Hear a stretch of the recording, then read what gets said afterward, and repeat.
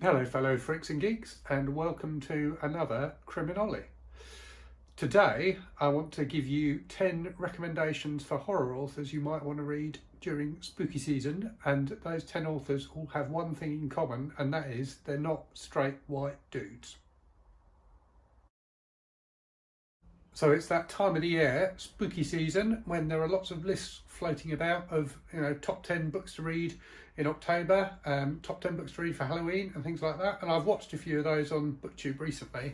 And the thing that struck me about most of them is that the authors that are talked about are overwhelmingly of a type. And that type is A, they're guys, B, they're white, and C, they're heterosexual, and D, they're cisgendered. What I wanted to do today is talk about some authors from different backgrounds with more diverse voices that people might want to check out as well. So, a lot of these lists and a lot of authors that spring to people's mind when you say horror author are, your Stephen Kings, your James Herberts, Dean Koontz, I'm trying to think of some more, Edgar Allan Poe, H.P. Lovecraft, so they tend to be of a particular background.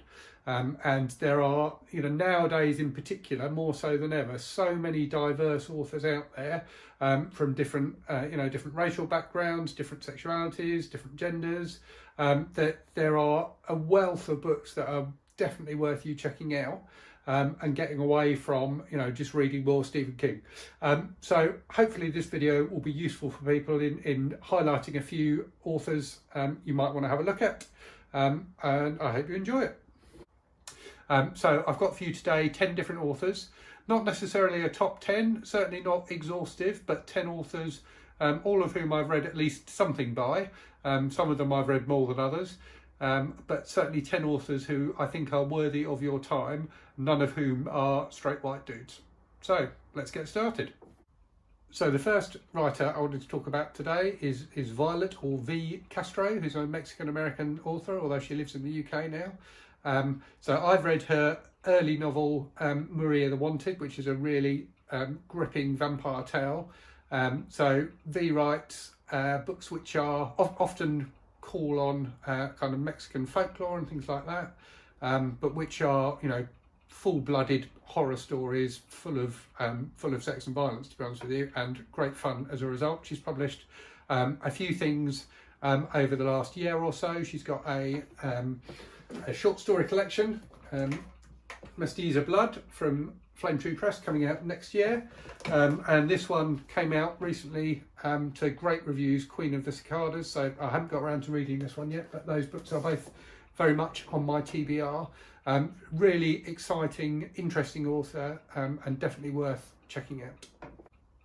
Next up is a British author called Anne Bilson. So Anne is also a film reviewer, so writes film reviews for the Guardian newspaper, and has been publishing horror fiction since the kind of mid-80s. So her first book, Suckers, is probably the one I'd recommend starting with. It's a really excellent kind of 80s, 90s horror story about vampires in London, so very much playing into the kind of yuppie era London. It's full of style, but also full of great movie references and things like that. And it's a book that was praised at the time by no less a writer than Salman Rushdie, author of the Satanic Verses, who was a big fan of it. So Anne's books nowadays are self-published, so she managed to get the rights for her books back from the people who published them originally. And you can find all of her stuff on Amazon and Smashwords.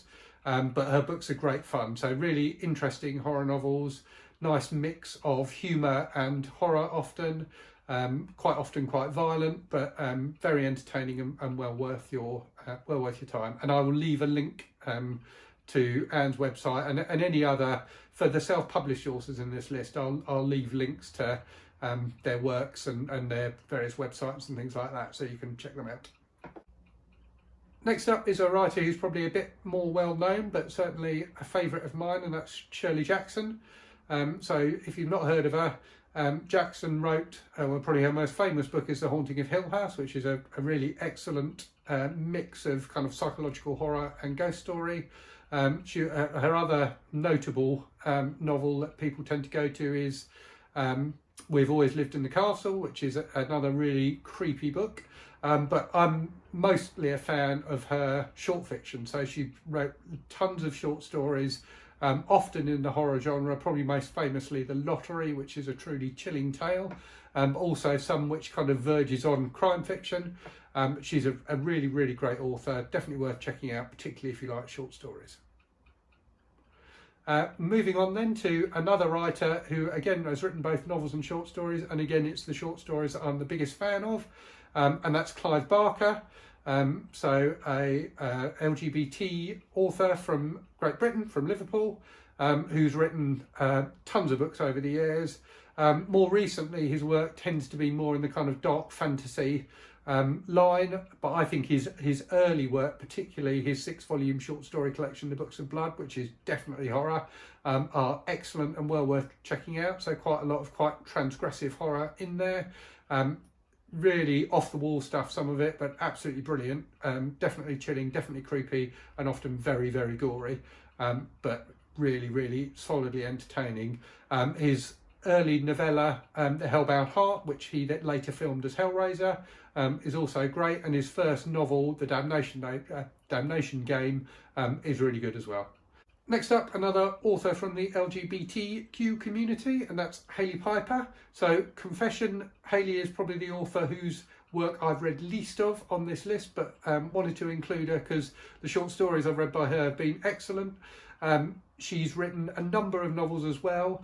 The one I'm most interested in reading is Queen of Teeth, which seems to be getting rave reviews from everyone. Hey, next up is an author who's, I think, very well known in the horror community, and that's Stephen Graham Jones, who's got Indigenous American roots.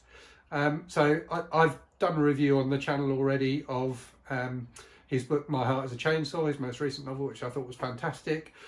Also really like The Only Good Indians by him, and his novella Night of the Dummy. I might have got the title of that wrong. I think it's called Night of the Dummy.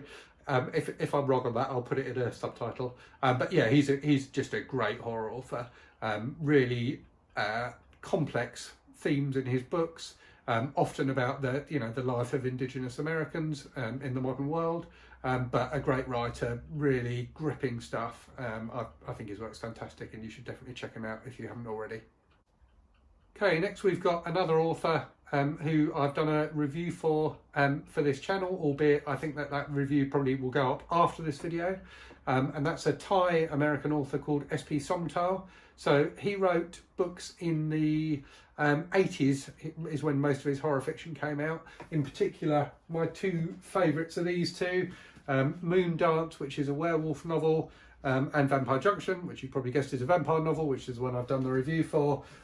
Really kind of quite trippy, full-blooded horror, interesting themes, lots of graphic content. So don't, if you're not a fan of that, I wouldn't necessarily recommend his stuff, but I think he's a really great 80s horror writer who's often overlooked nowadays. Next up is someone from the more indie side of the horror scene, C.V. Hunt. So I've read two of her books. One, appropriately enough, for spooky season, was called Halloween Fiend, and that's a really good Halloween themed horror novella. The other one I've read by her, which is my favourite, is a book called Cockblock, which is about a message played over the radio that sends men into a kind of lustful, violent frenzy, and it's about the impacts of that on society, and particularly a couple of female characters who are trying to escape from it.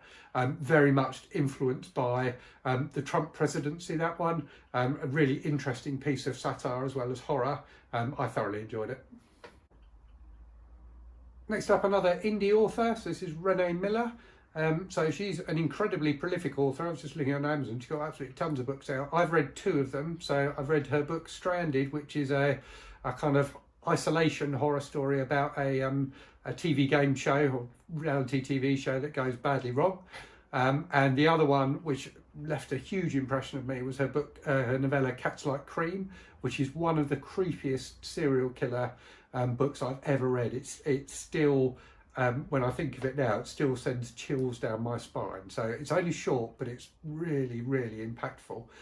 So that is the one from her I would recommend, Cats Like Cream.